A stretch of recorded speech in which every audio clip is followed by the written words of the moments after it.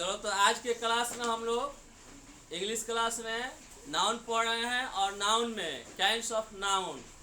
ठीक है, 5 kinds of noun में 2 नाउन पढ़ चुके हैं, प्रॉपर नाउन और कॉमन नाउन।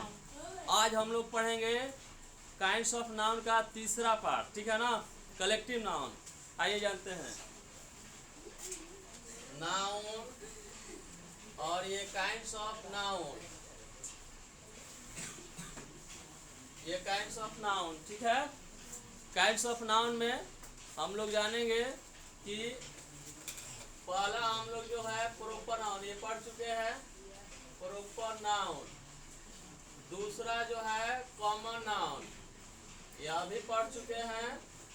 और तीसरा जो है कलेक्टिव नाउन, कलेक्टिव नाउन, इसको जानना है। ठीक है ना, तो आज के क्लास में हम लोग जानेंगे कलेक्टिव नाउन।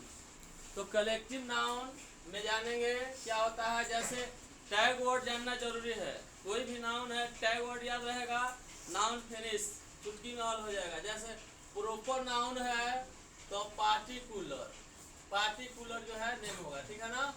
कॉमन नाउन है तो कॉमन नेम होगा, ठीक है ना। नाउन क्या है, तो नाउन जो क्या है तो ये नेमिंग वर्ड। तो टैग वर्ड याद रखिए, आपको रटने की जरूरत नहीं है, एक एक पेज भरने की जरूरत नहीं है, टैग वर्ड मात्र याद रखो। तो नाउन नेमिंग वर्ड, ठीक है। प्रॉपर नाउन में पार्टिकुलर, पार्टिकुलर नेम जो होगा प्रॉपर नाउन। कॉमन नेम जो होगा ये क्या होगा, कॉमन नाउन। अब कलेक्टिव नाउन में जो है टैग वर्ड क्या याद रखेंगे, collection of thing. Collection of thing का जो नाम होगा वो क्या होगा, कलेक्टिव नाउन होगा। तो जानते हैं पहले डिफिनेशन, तो एक वर्ड चुटकी में खत्म हो गया, बट डिफिनेशन को कंप्लीट करते हैं। कलेक्टिव नाउन क्या होता है, तो एक collective noun, a collective noun is the name of any collection of things, collection of things, collective noun, ठीक है ना। मेन किसी भी सवाल का मेन पॉइंट देखा जाता है, जो कलेक्टिव नाउन होता है किसी भी कलेक्शन ऑफ थिंग का नाम होता है, ठीक है। जैसे मान लीजिए बहुत सारे स्टूडेंट मिल गए तो एक बन गया क्लास। तो क्लास में क्या है, लड़कों और लड़कियों का कलेक्शन है, ठीक है ना, और स्टूडेंट्स का कलेक्शन है। तो यहाँ पर हो जाएगा, इसको हम बेसिक फॉर्म में लिखे हैं क्लास, इसको हम स्टैंडर्ड फॉर्म में अगर लिखे तो क्या हो जाएगा, ऑफ क्लास ऑफ स्टूडेंट। अब ये बन गया स्टैंडर्ड फॉर्म में हमारा कलेक्टिव नाउन। तो सबसे पहले जो क्लास है ये कलेक्टिव नाउन है, और ये जो स्टूडेंट्स है ये कॉमन नाउन है। तो बहुत सारे कॉमन नाउन मिल करके एक जगह अगर आ जाएं तो मिल करके बन जाता है आपका कलेक्टिव नाउन। बहुत सारे कॉमन नाउन मिल करके बन जाता है कलेक्टिव नाउन। क्लास के बाद जो है आपका टीम, टीम भी होता है कलेक्टिव नाउन। तो टीम में क्या होता है, अ टीम ऑफ प्लेयर्स। बहुत सारे प्लेयर मिलकर के एक टीम का निर्माण कर देता है। तो बहुत सारे common noun, player common noun है, सब एक जगह इकट्ठा होंगे तो बनकर तैयार हो गया आपका टीम।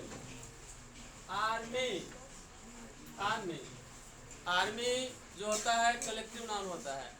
बहुत सारे जो सोल्जर मिल जाते हैं तो एक जगह प्लेटफॉर्म पर आ जाए तो हो जाता है कलेक्टिव नाउन। ये होता है कि एन आर्मी, इसके आगे हम एन लिख दिए, ए और एन, ये कलेक्टिव नाउन लिखने का एक तरीका होता है। तो एन आर्मी ऑफ सोल्जर्स, सैनिक का बहुत सारा कलेक्शन एक जगह इकट्ठा हो गए तो मिलकर बन गया कलेक्टिव नाउन। इसी तरह से आपको हम ग्रुप, समूह की बात करें तो बहुत सारे लोग मिल गए तो एक ग्रुप बन गया पीपल। और ये पीपल मतलब इस वर्ड में हम एस नहीं लगा रहे हैं, क्योंकि पीपल शब्द अपने आप में प्लुरल होता है, इसलिए हम इसमें एस लगा कर प्लुरल बनाने की गलती नहीं करेंगे, ठीक है। इस तरह से ग्रुप के बाद आता है आपका फ्लॉक, फ्लॉक तो पक्षियों के झुंड के लिए हम फ्लॉक, फ्लॉक ऑफ बर्ड्स लिखते हैं। वही जो है पशुओं के झुंड के लिए हर्ड लिखते हैं, वही जो है पशुओं के झुंड के लिए हर्ड लिखते हैं। तो इसके लिए हो जाएगा ए हर्ड ऑफ कैटल। और ये कैटल शब्द है, यह भी प्लूरल शब्द है, इसलिए इसमें हम एस नहीं लगाएंगे। ठीक है, तो बिल्कुल आपको समझना होगा। और एग्जाम में क्वेश्चन, ठीक है ना, ग्रामर जो होता है यूनिवर्सल होता है। इसमें ये नहीं है कि हम 8वीं की 9वीं पढ़ रहे हैं, ये पूरा 11th 12th से लेकर कंपटीशन तक काम करता है। ये होता है ग्रामर, बेसिक से लेकर एडवांस तक आपकी बात बताई जाएगी। अब आपको सीखना है कि कितना आपका लेवल आप चेक कर सकते हैं। दूसरी बात रहा, एग्जाम में क्वेश्चन कैसे राइज कर सकता है। मान लो यहाँ पर लिख दिया कोई एक वर्ड लिख दिया, जैसे लाइब्रेरी लिख दिया, लाइब्रेरी। अब लाइब्रेरी ऑफ, अब यहाँ पर 4 ऑप्शन रहेगा, पेन रहेगा, पेंसिल रहेगा, बुक रहेगा, ठीक है, टॉय रहेगा। तो लाइब्रेरी में हम क्या रखते हैं, बुक्स। तो बुक्स का कलेक्शन बनेगा, तो यहाँ पर हम टिक किसमें मारेंगे, बुक्स वाले ऑप्शन में। ये लाइब्रेरी जो शब्द है ये खुद अपने आप में है कलेक्टिव नाउन। तो इस तरह से हम क्या करते हैं, कलेक्टिव नाउन का स्टैंडर्ड फॉर्म में, बेसिक टू स्टैंडर्ड फॉर्म में जानते हैं। और यही तरीका है, तभी सवाल नहीं छूटेगा। मेरे पढ़ाने का मतलब है सवाल नहीं छूटेगा, एक से बढ़कर एक कोई भी सवाल रहे हल होगा। और पढ़ाई का यही तरीका होता है। तो लाइब्रेरी हो गया आपका। इसी तरह से आप फैमिली को अगर हम बात करें तो यह भी कलेक्टिव नाउन है। तो ये फैमिली में कौन रहता है, फैमिली में मेंबर्स की बात करेंगे, मेंबर्स, ये हो गया। इस तरह से कलेक्टिव नाउन की संख्या बहुत ज़्यादा है, फिर भी हम कोशिश करेंगे जो आपके सवाल एग्जाम में पूछे जाते हैं, जो सवाल बार बार आते हैं, जिससे सवाल राइज होता है, उसको जानना कम से कम जरूरी है।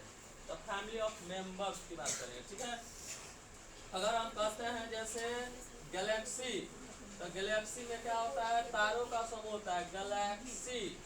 गैलेक्सी ऑफ स्टार्स, तारों का समूह होता है गैलेक्सी में स्टार्स, तारों का समूह होता है। ठीक है, इसी तरह से आपको गैलेक्सी के बाद आता है गैंग में होता है, चोरों का गैंग होता है, रोबर्स, डकैतों का गैंग होता है। तो एक गैंग ऑफ रोबर्स, चोर और डकैतों का ये गैंग होता है। इसी तरह से बंच मतलब चाबी और गुच्छा का, ठीक है ना, बंच ऑफ की। हालांकि ये वर्ड्स, इस बंच में हम आपको बंच में ग्रेप्स का भी प्रयोग कर सकते हैं, ग्रुप में स्टूडेंट का भी प्रयोग कर सकते हैं। तो किसी कलेक्टिव नाउन का प्रयोग सेम कई शब्दों में होता है, तो सबको हम लेकर चलेंगे। इस तरह से कलेक्टिव नाउन के और धुआंधार सेक्शन देखने के लिए आप जुड़े रहिए पटनायक इंग्लिश क्लासेस के साथ।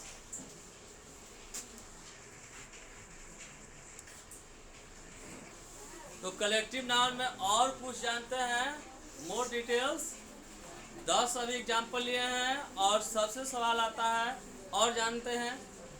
तो आप आइए देखते हैं, जैसे ए पिंच ऑफ, ए स्नॉफ, एक चुटकी, ठीक है ना, एक चुटकी जो है पिंच ऑफ ए स्नॉफ, एक चुटकी जो है एक पदार्थ होता है, इसका नाम है पिंच ऑफ ए स्नॉफ। एक चुटकी नमक का meaning, A pinch of salt, एक चुटकी, ठीक है ना, एक चुटकी। ऐसे कहने से कलेक्टिव नाउन का बोध होता है।